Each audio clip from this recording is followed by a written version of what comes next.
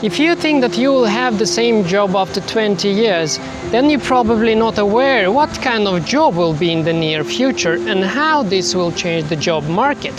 Stay tuned to find out how, what and why the job changed through the time and what to expect from the next generation of job.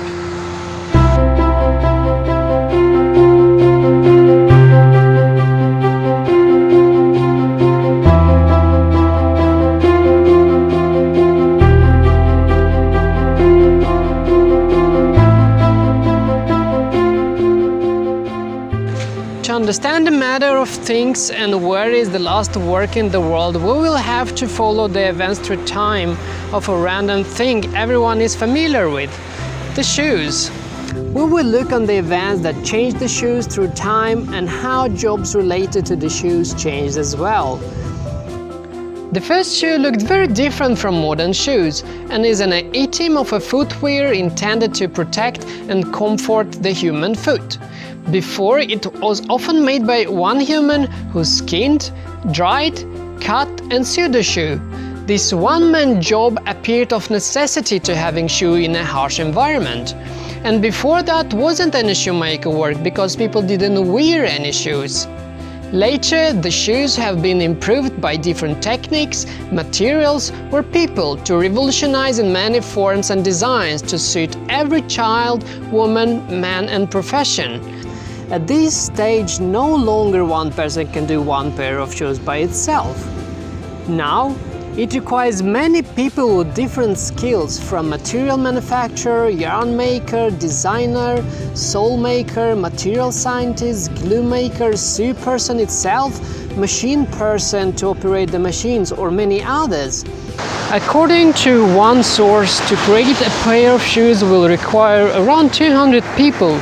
And this is only assembly line, but there is a whole infrastructure of outside workers as well to support the production, so probably more than 300 people are involved to make one pair of shoes.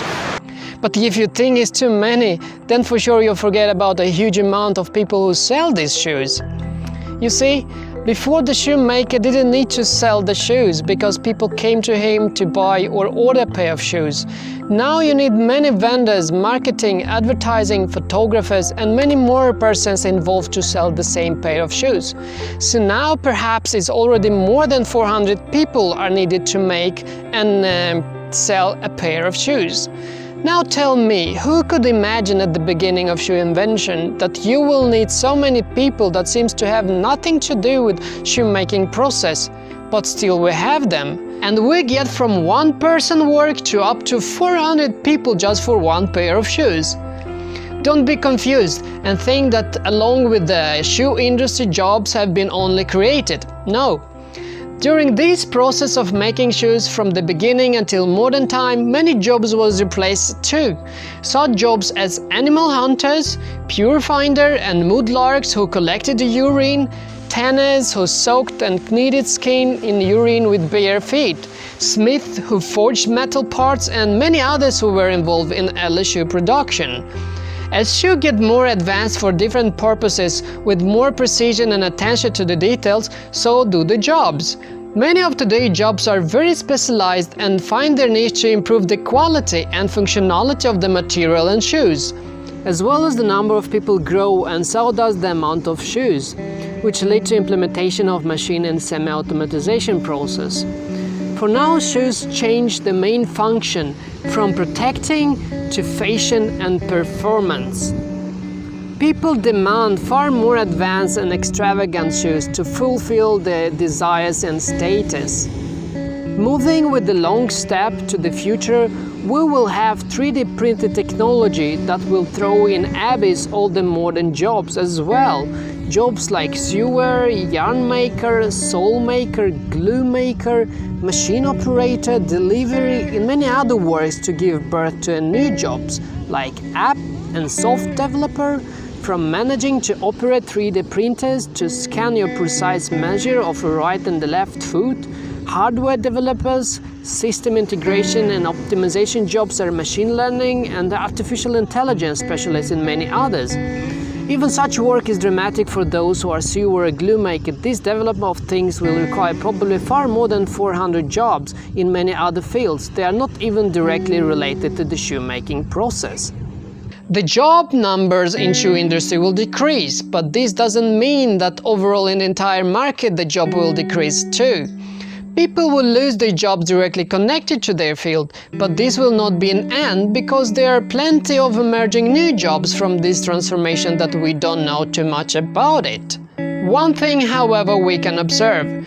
Jobs tend to move to digital world, leaving the physical world to automatization. The work field goes towards jobs that are no longer connected to the physical world. Therefore, jobs like programmers, software developers, web specialists, graphic designer, scientists and researchers in many fields will be in the high demand. Just think, how many thought for just 10 or 15 years ago that the next job will be unboxing phones, watches, toys or other stuff people unbox on YouTube, or playing and commenting on games, or just sharing your day on traveling, or many other content people share. And this is a job too. The next job will pop up in places you least expect it.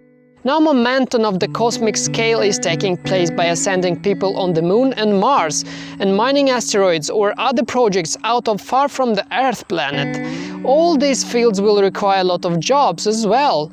Maybe you are the next meteorologist on Mars, or miner who extract minerals from asteroids, or fuel supplier on the Moon. All the ideas that sounds weird and out of order today could easily become the future of work tomorrow.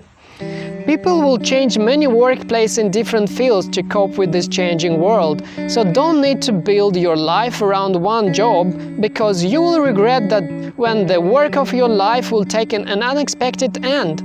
Don't be dependent on your work, rather be there, ready to a new work that will come. Reinvent yourself, be curious, learn by doing, and you will succeed for sure.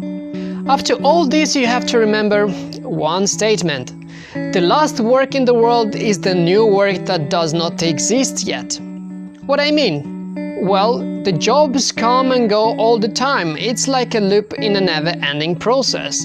And if some years ago you wouldn't have heard of the new user experience design job, the same job probably will not be a job anymore in 20 or 30 years from now. But will be other jobs we don't know so much about it. Don't worry if you lose your job, because there are many more new jobs waiting for you, and they require new thinking too. That's it. Be brave, be curious, and see you next time.